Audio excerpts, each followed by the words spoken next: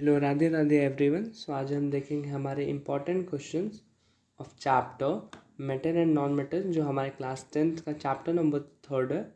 सो इससे हम देखते हैं हम इसके important question. Like first question is give an example of a metal that is liquid at room temperature, that is mercury.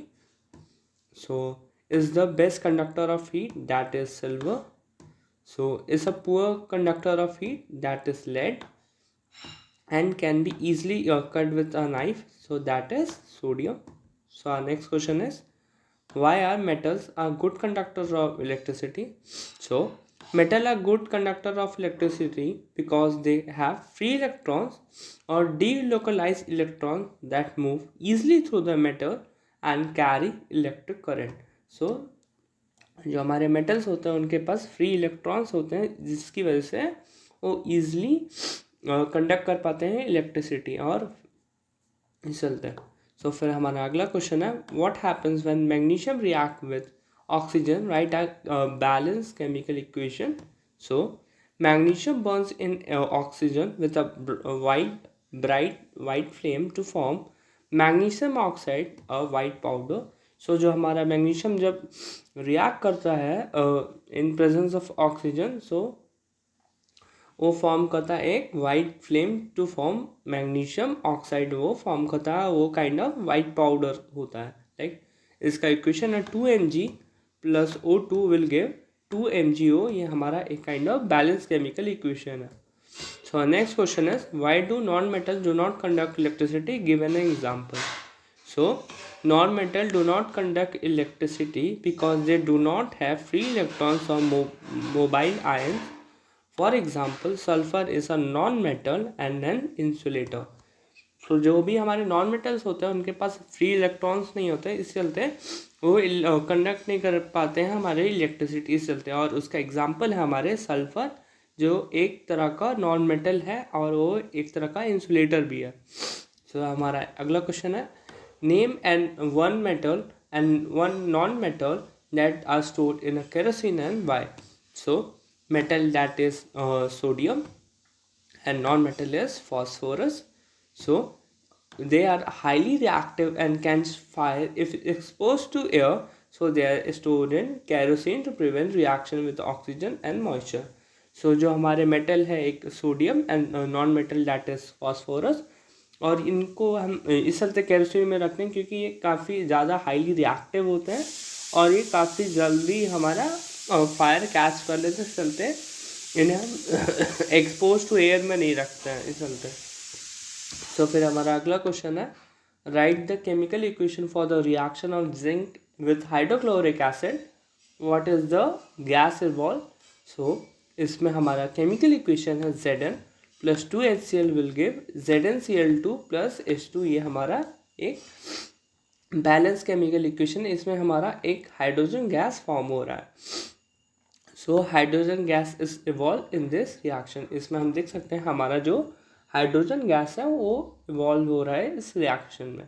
So next question is why do ionic compounds have high melting point and boiling point. So ionic compounds have strong electrostatic force of attraction between oppositely charged ions. So जो हमारे ionic compounds होते हैं उनके पास ज़्यादा electrostatic force ज़्यादा होता है of attraction between oppositely charge ion. Like एक के पास पॉजिटिव चार्ज होता है, एक के पास नेगेटिव चार्ज होता है, which requires a lot of energy to break, hence they have high melting and boiling point. इस चलते उनको काफ़ी ज़्यादा एनर्जी तोड़ने के लिए लगती है, इस चलते उनके जो हाई मेल्टिंग पॉइंट भी हाई होता है एंड बॉइलिंग पॉइंट भी हाई होता है। सो हमारा अगला क्वेश्चन है give reason aluminium is highly reactive metal but it is still use for making utensil. So aluminium react with air to form a thin layer of aluminum oxide which is protective and prevents further corrosion. So जो हमारा aluminium होता है react करता है with air to form a thin layer of aluminium oxide का एक layer form करता है विच इज़ वो काफ़ी प्रोटेक्टिव एंड प्रिवेंट फ्रॉम, मतलब जो करोजन लग जाता है जंग, उससे बचाता है। That is why it is use for utensil despite being reactive. इस चलते उसे हम यूज़ करते हैं एज एन यूटेंसिल डिस्पाइट कि वो रिएक्टिव है, हमारा एक काइंड ऑफ रिएक्टिव मेटल है। सो फिर हम अगला क्वेश्चन देखते हैं, state any two physical properties of non metal. So जो हमारे नॉन मेटल होते हैं are generally brittle and break easily, वो काफ़ी अच्छे से टूट जाते हैं, जल्दी से टूट जाते हैं, ब्रिटल होते हैं, and they are poor conductor of heat and electricity, और वो हमारे poor conductor of heat and electricity होते हैं। Then question number 10, differentiate between metal and non metals on the basis of the chemical property.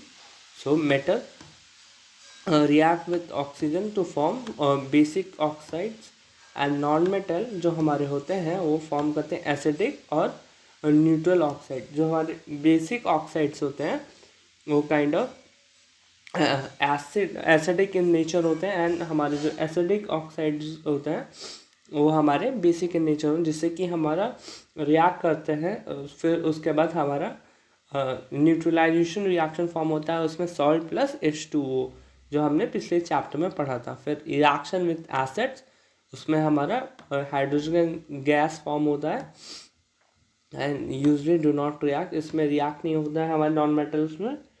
So reaction with water, some react form metal hydroxide plus H2 इसमें form होता है, but हमारे जो non metals वो react नहीं करते हैं। The nature of oxide is basic in nature, जो मैं आपको पहले बता रहा था, एंड इसमें हमारा एसिडिक इन नेचर होता है। सो यहाँ पे ये इम्पॉर्टेंट क्वेश्चन की सीरीज खत्म, लेक्चर ख़त्म हुआ। तो thank you, have a nice day, Radhe Radhe, thank you.